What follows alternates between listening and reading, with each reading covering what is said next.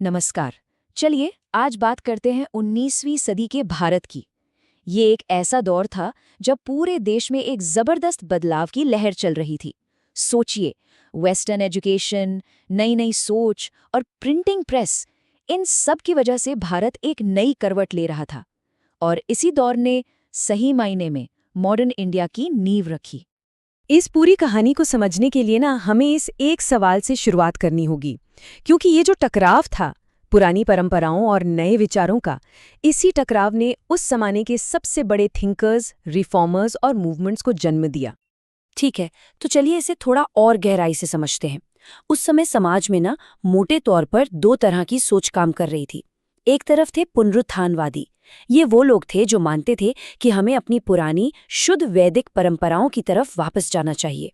और दूसरी तरफ थे सुधारवादी, जिनका मानना था कि नहीं, समाज में जो अंधविश्वास और गलत प्रथाएं घुस गई हैं, उन्हें जड़ से निकालने की जरूरत है। और इन्हीं दो विचारधाराओं के बीच से भारत में सामाजिक धार्मिक सुधार के एक ऐसे युग की शुरुआत हुई जो पहले कभी नहीं देखा गया था। इस दौर ने कई ऐसी महान हस्तियों को सामने लाया जिन्होंने समाज को एक बिल्कुल नई दिशा दी। इस पूरे मूवमेंट के जो सबसे पहले और सबसे जरूरी पायनियर थे, वो थे राजा राम मोहन रॉय। उन्हें अक्सर आधुनिक भारत का जनक भी कहा जाता है, और जब हम उनके काम को देखते हैं तो लगता है कि ये टाइटल बिल्कुल सही है। उनके काम का दायरा देखकर सच में हैरानी होती है।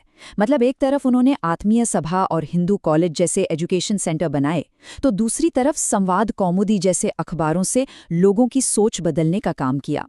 और फिर 1828 में उन्होंने ब्रह्मा समाज की स्थापना की, जो उस दौर का सबसे असरदार सुधारवादी संगठन बना। ये साल ये इंडियन हिस्ट्री में एक मील का पत्थर है। इसे सिर्फ एक तारीख की तरह मत देखिए, ये एक बहुत बड़ी सामाजिक जीत का सिंबल है।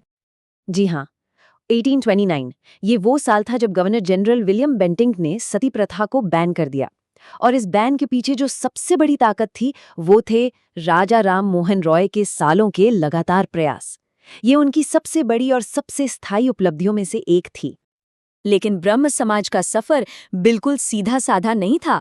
वक्त के साथ इसमें कई मोड़ आए, कई बार ये टूटा भी। केशव चंद्र सेन के आने से आंदोलन में एक नई जान तो आई, लेकिन जल्द ही विचारों में मतभेद होने लगे। नतीजा, ये आदि ब्रह्म समाज और भारतीय ब्रह्म समाज में बंट गया, और आगे चलकर साधारण ब्रह्म समाज भी बना। चलिए अब जरा दो और बड़े प्रभावशाली आंदोलनों की बात करते हैं, जिनकी सोच ब्रह्म समाज से थोड़ी अलग थी।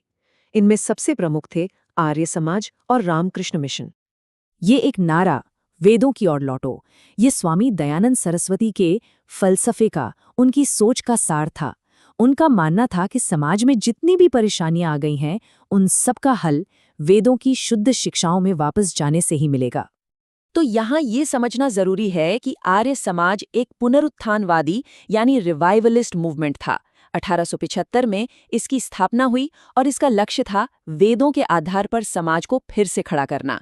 इसने जन्म पर आधारित जाति व्यवस्था को नकारा और कहा कि वर्ण व्यवस्था योग्यता के आधार पर होनी चाहिए। इन्होंने शुद्धि आंदोलन चलाया और हिंदी को राष्ट्रभाषा बनाने की जोरदार वकालत की। अब बात करते हैं एक और महान विचारक की, स्वामी विवेकानंद।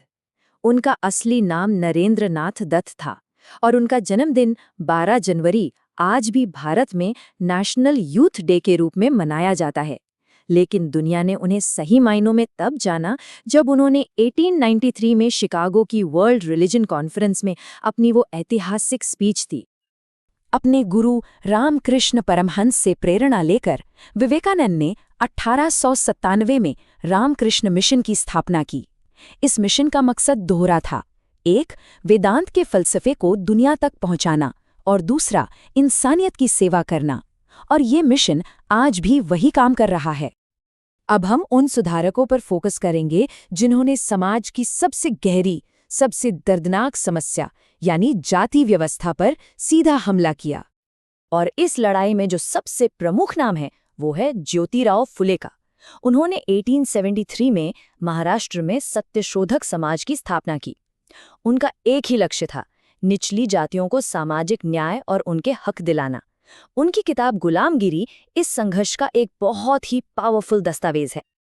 लेकिन ज्योतिराव फूले इस लड़ाई में अकेले नहीं थे। उनकी पत्नी सावित्रीबाई फूले इस आंदोलन की एक उतनी ही जरूरी और हिम्मती योद्धा थी। सावित्रीबाई फूले को मॉडर्न इंडिया की पहली महिला टीचर होने का सम्मान मिला है। जरा सोच कर देखिए, साल था 1848।